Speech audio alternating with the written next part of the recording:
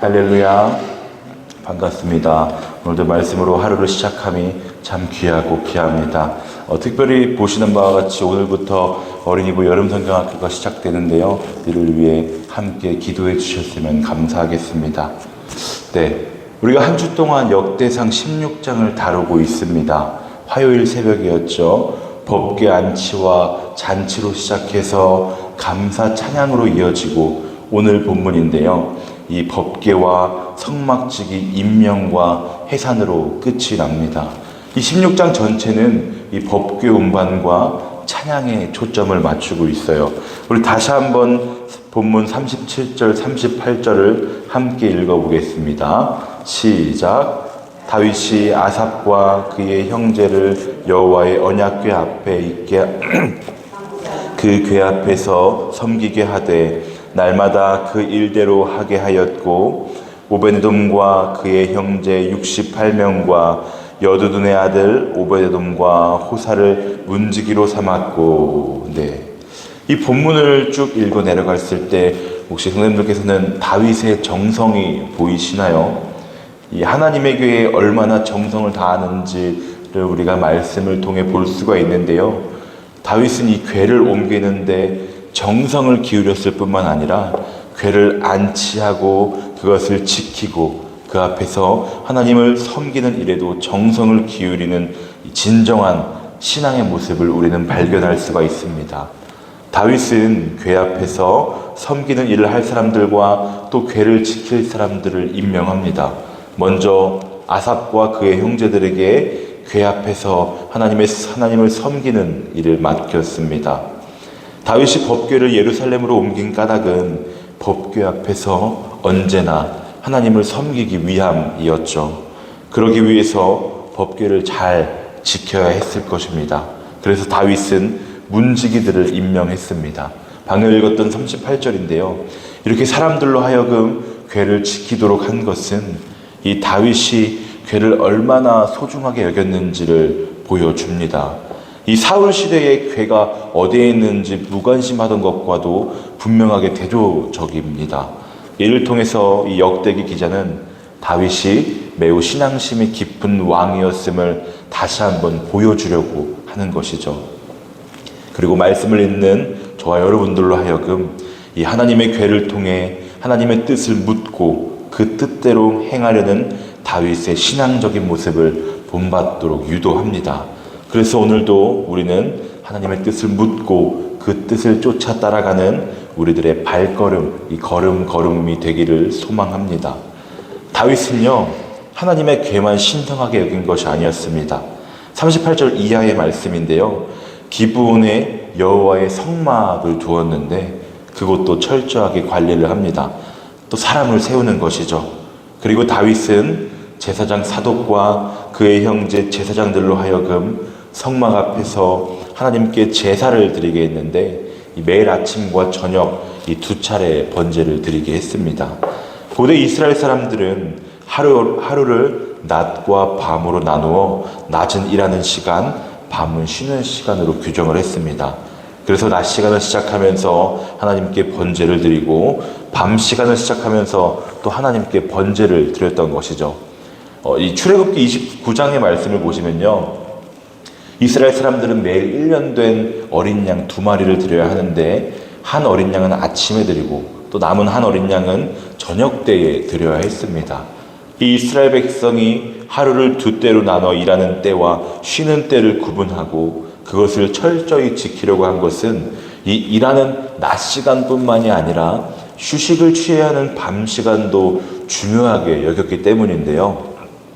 어찌됐든 다윗은 이 제사장들로 하여금 성막에서 하루에 2차례 번제를 드리게 했는데 그렇게 하면서 다윗은 40절 후반절에 이렇게 얘기하죠. 여호와의 율법을 기록하여 이스라엘에게 명령하신 대로 다 준행하게끔 했습니다. 다윗은 모든 일을 하나님이 원하시는 대로 하려고 했습니다. 이 부분을 역대기 기자는 높이 사며 기록하고 있는 것인데요. 그리고 다윗은 그곳에서 또한 감사 찬양할 사람들도 임명을 하죠. 헤만과 여두둔 그리고 또 사람들을 지명해서 그곳에서 하나님께 감사 찬양을 하게 했습니다.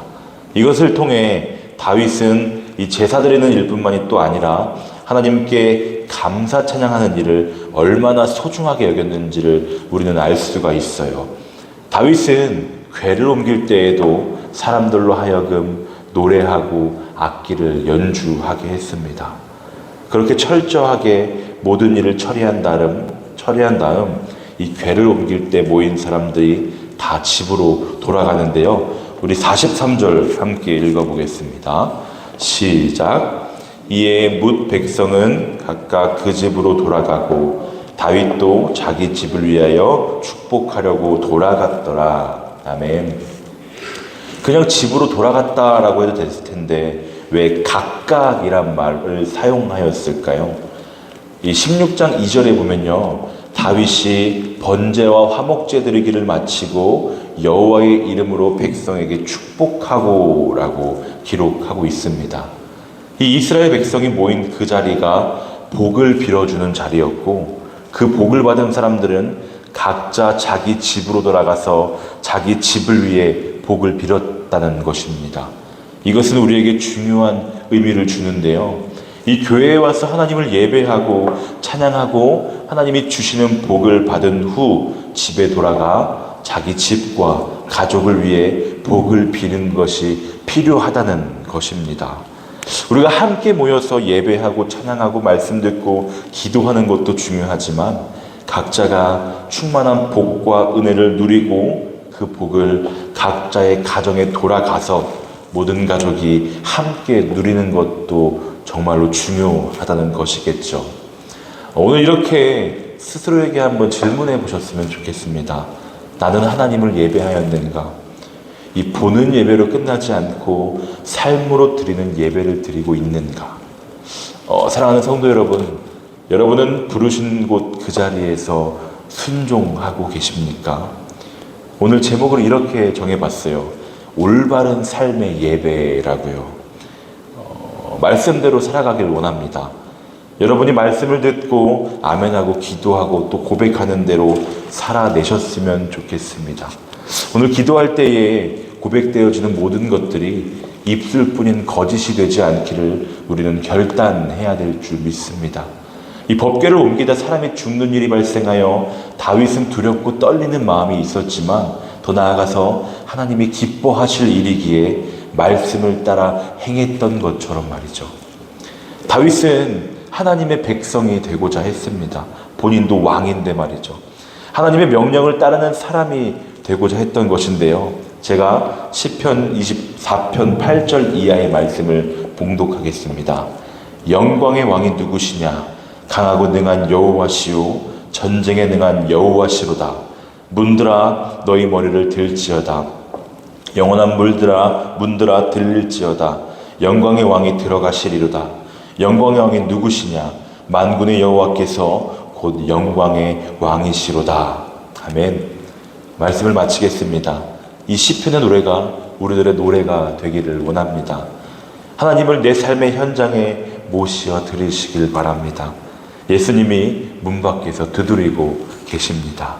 그렇게 하나님께 모든 것을 아뢰고 성전만이 아닌 이 예배만이 아닌 삶의 모든 순간, 시간, 장소에서 순종하는 진실된 그리스도인 저와 여러분들이 되었으면 좋겠습니다. 우리가 그렇게 전부를 드릴 때 하나님도 우리에게 전부를 주실 줄 믿습니다. 할렐루야. 아멘. 그렇게 오늘 하루 주님만을 사모하며 복된 삶을 살아가는 모두가 되기를 소망합니다.